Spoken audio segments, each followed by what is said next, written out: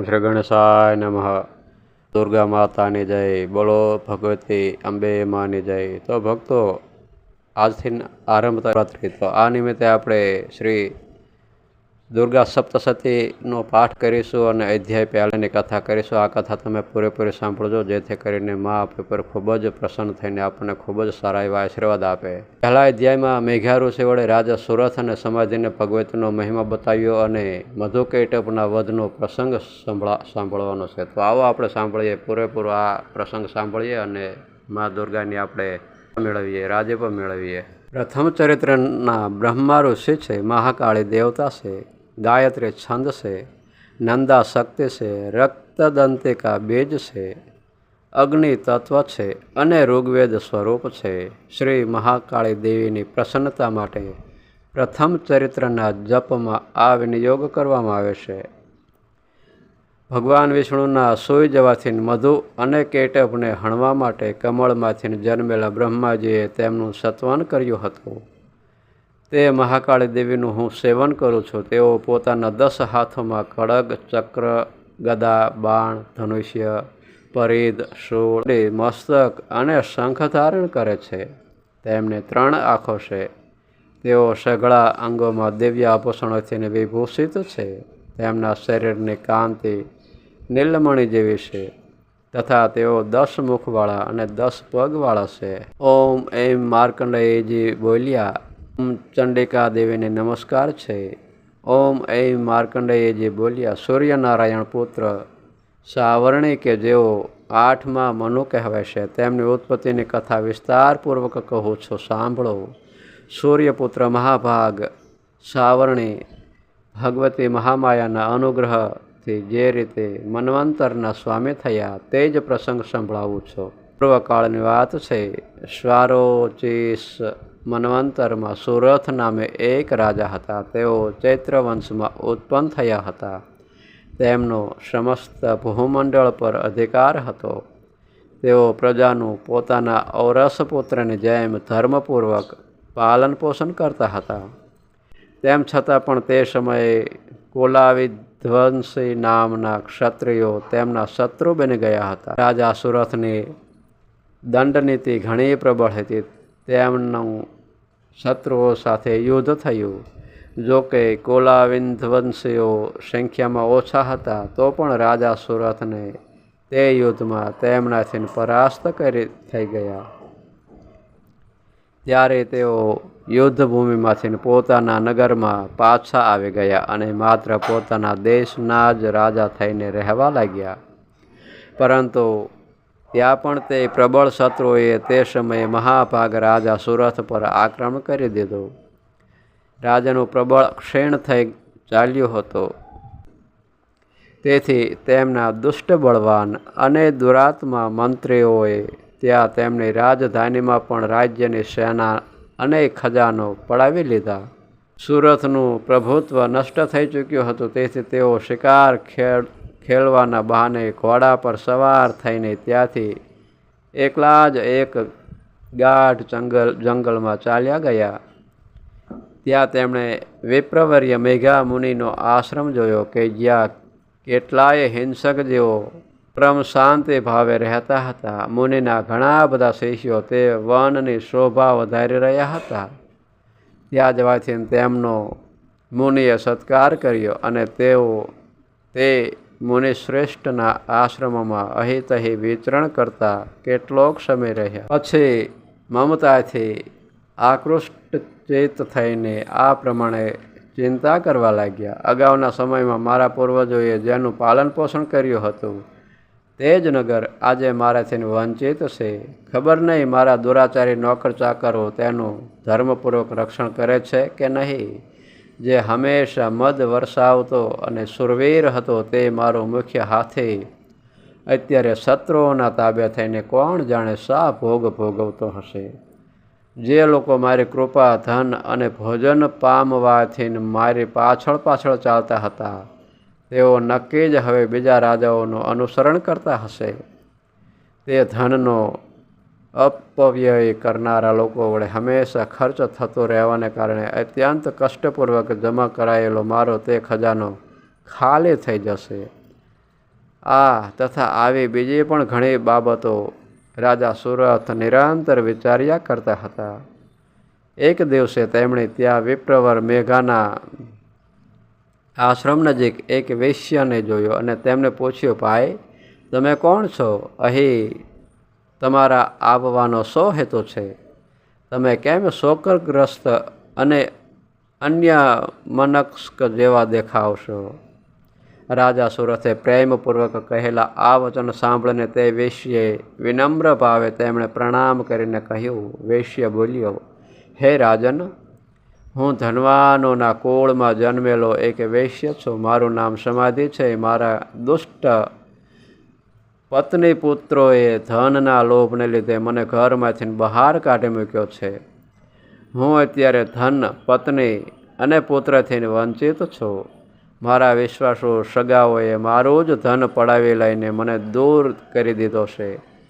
તેથી દુઃખી થઈને હું જંગલમાં ચાલ્યો આવ્યો છું. અહીં રહેવાને લીધે હું એક વાત જાણતો નથી કે મારા પુત્રો, મારી પત્ની અને મારા સ્વજનો કુશળ છે કે નહીં.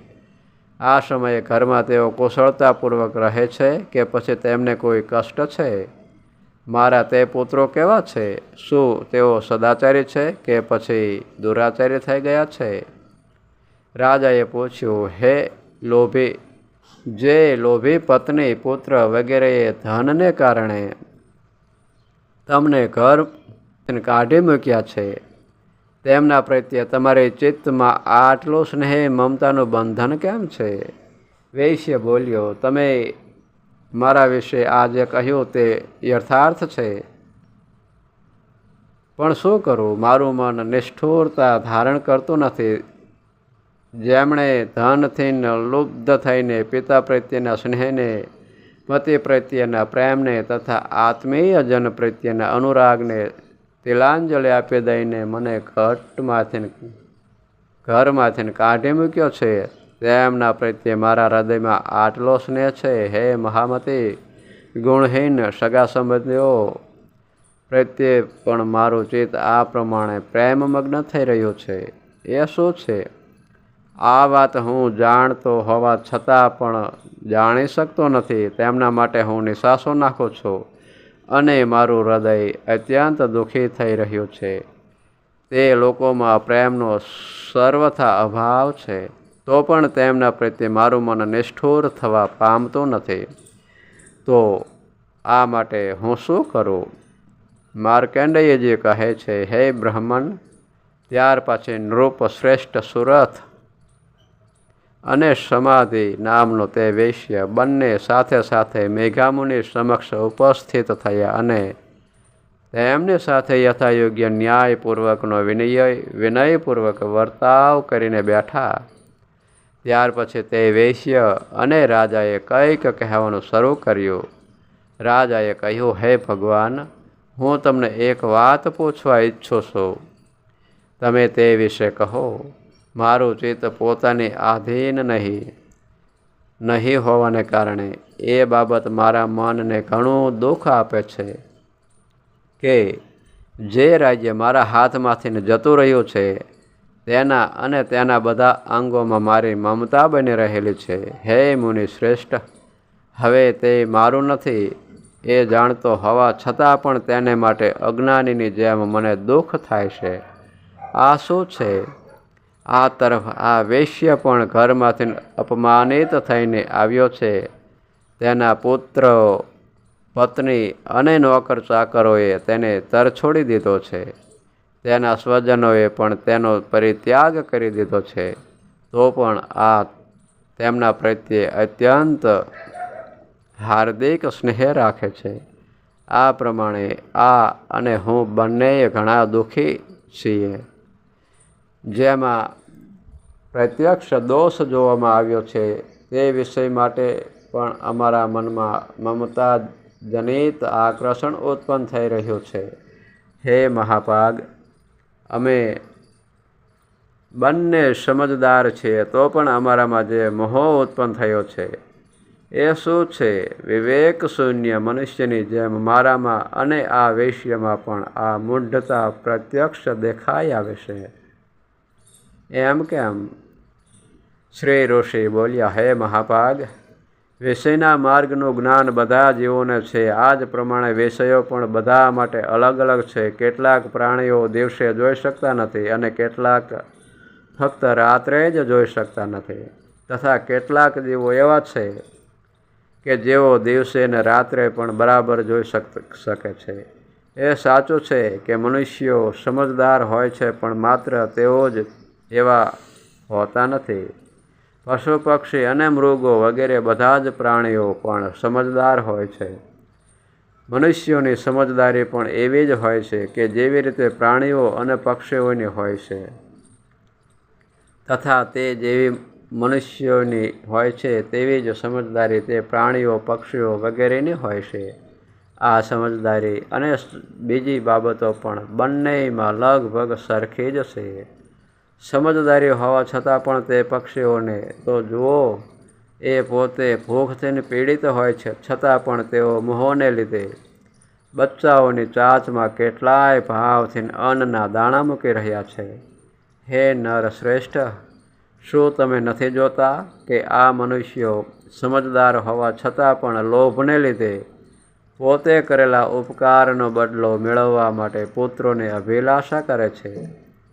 જો કે તે બધામાં સમજની કમી ઉણપતો નથી, તો પણ તેઓ સંસારની સ્થિતિ, જન્મ મરણ પરંપરાને બનેલી કાયમ રાખનારા ભગવતી મહામાયાના પ્રભાવ વડે મમતામય વમળયુક્ત મોહના ઊંડા ખાડામાં નખાયેલા છે. તેથી આમાં આશ્ચર્ય પામવું જોઈએ નહીં. જગદીશ્વર ભગવાન વિષ્ણુની યોગ નિંદ્રારૂપી જે ભગવતી મહામાયા છે, તેમના થકી આ જગત મોહિત થઈ રહ્યું છે. તે ભગવતી મહામાયા દેવી જ્ઞાનીઓના પણ ચિત્તને જબરજસ્તીથી ખેંચીને મોહમાં નાખી દે છે. તેઓ જ આ સંપૂર્ણ ચરાચર જળ ચેતન સથાવર જંગમ જગતનું સર્જન કરે છે, અને તેઓ જ પ્રસન્ન થવાથી મનુષ્યોને મુક્તિનું વરદાન આપે છે. તેઓ જ પરાવિધા છે, સંસાર બંધન અને મોક્ષના હેતુભૂત સનાતની દેવી છે, તથા સમસ્ત ઈશ્વરોના પણ અધીશ્વરી છે. શ્રી રાજાએ પૂછ્યું, હે ભગવાન, જેમને તમે મહામાયા કહો છો તે દેવી કોણ છે? હે બ્રાહ્મણ, તેમનો આવિર્ભાવ કેવી રીતે થયો છે, તથા તેમના ચરિત્રો શા છે?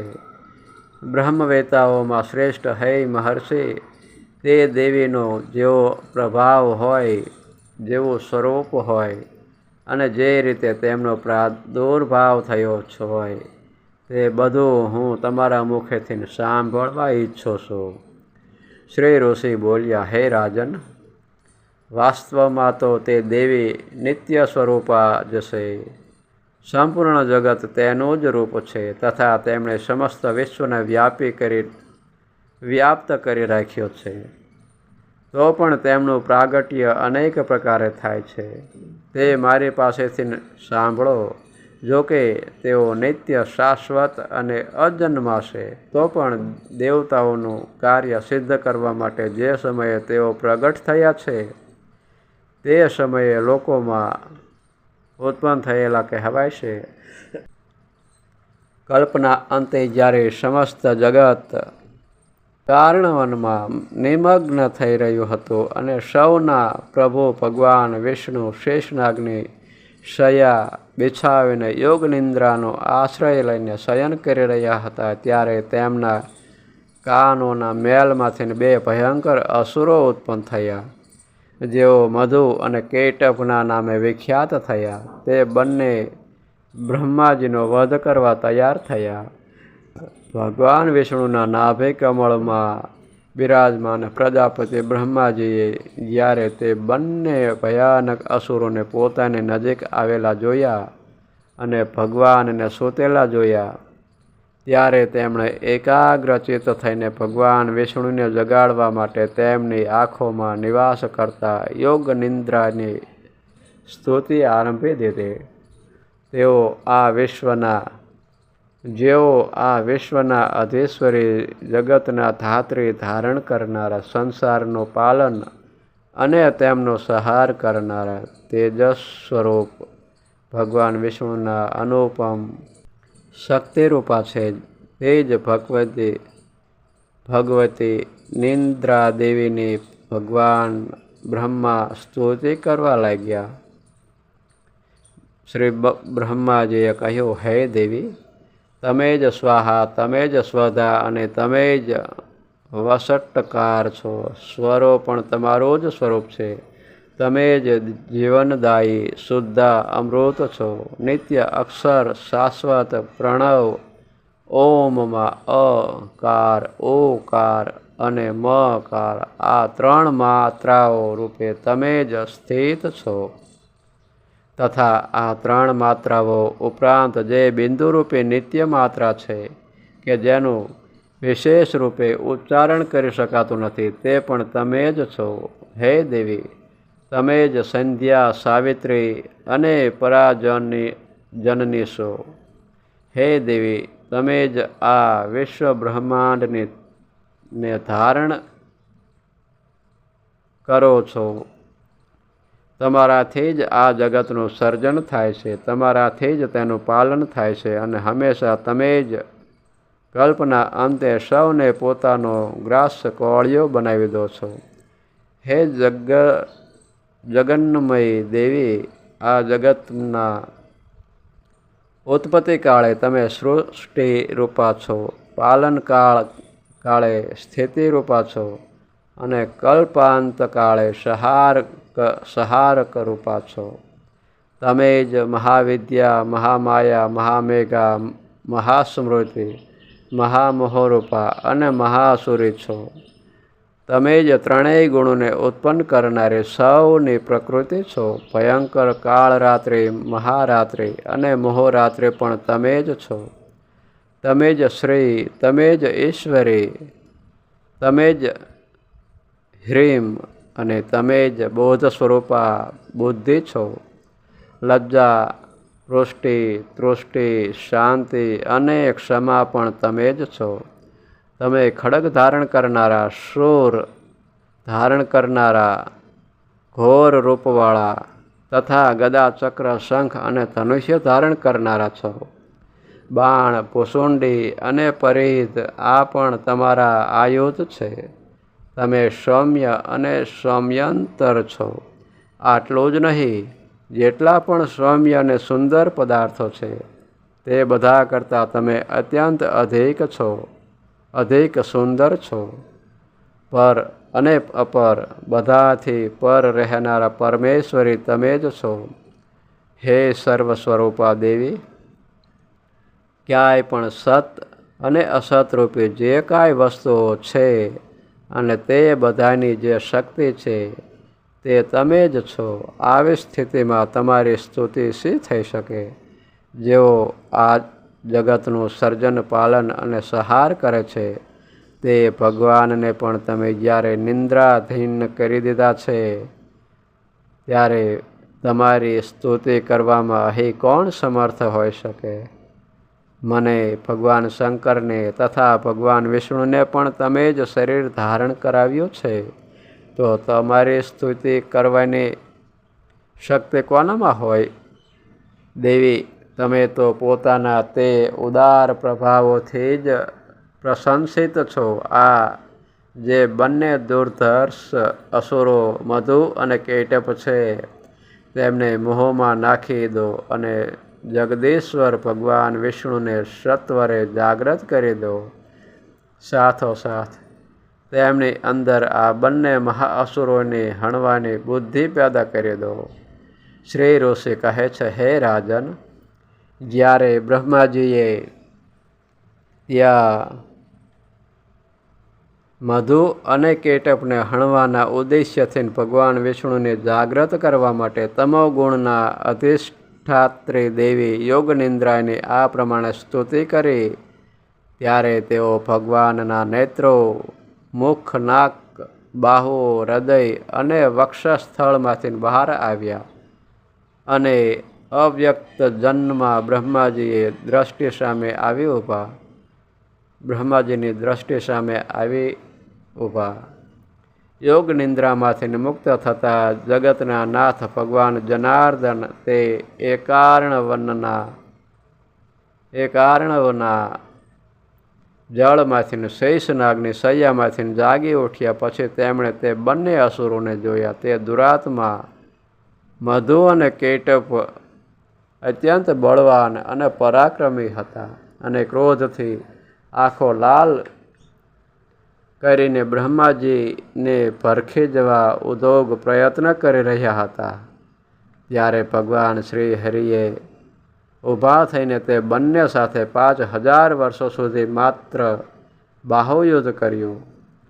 તે બંને પણ અત્યંત બળને કારણે ઉન્મત્ત થઈ રહ્યા હતા. આ તરફ મહામાયાએ પણ તેમને મોહમાં નાખી દીધા હતા. તેથી તેઓ ભગવાનને કહેવા લાગ્યા, અમે તમારી વીરતાથી સંતુષ્ટ છીએ. તમે અમારી પાસેથી કોઈ વરદાન માગો. શ્રી ભગવાન બોલ્યા, જે તમે બંને મારા પર પ્રસન્ન છો તો હવે તમે મારા હાથે માર્યા જાઓ. બસ આટલું જ વરદાન મેં માગ્યું. અહીં બીજા કોઈ વરદાનથી શું લેવાનું? ઋષિ કહે છે, આ પ્રમાણે તેઓ છેતરાઈ ગયા અને તે કારણે જ્યારે સમસ્ત જગતમાં પાણી જ પાણી જોયું ત્યારે તેમણે કમલનયન ભગવાનને કહ્યું, જ્યાં પૃથ્વી પાણીમાં ડૂબેલી ન હોય, જ્યાં સૂકું કોરું સ્થાન હોય, ત્યાં અમારો વધ કરો. ઋષિ કહે છે, ત્યારે ભલે એમ થાઓ કહીને શંખ, ચક્ર અને ગદા ધારણ કરનારા ભગવાને તે બંનેના મસ્તક પોતાની જાંઘ પર રાખીને ચક્ર વડે કાપી નાખ્યા. આ પ્રમાણે આ દેવી મહામાયા બ્રહ્માજી વડે સ્તુતિ કરાયાથી સ્વયં પ્રગટ થયા હતા.